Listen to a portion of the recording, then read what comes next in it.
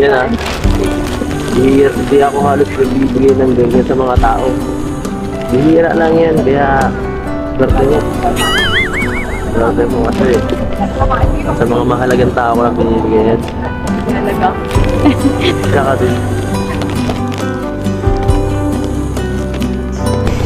Saka. Ito ang pinakamahalaga.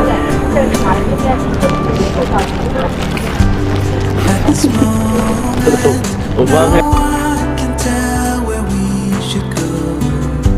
Grabe, sobra-sobra na. Grabe na, may pa-flowers pa. Siyempre. Dapat natutulog lang ako.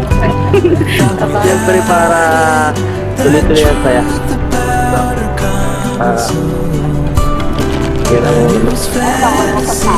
makiuso naman tayo kahit pa paano.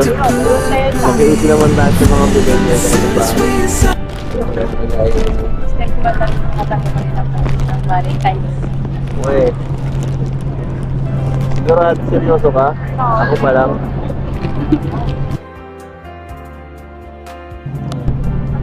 Bakit? Wala ba akong binigay last year? Wala. Baka nalimutan ko lang. Kaya hindi ako nakapagbigay.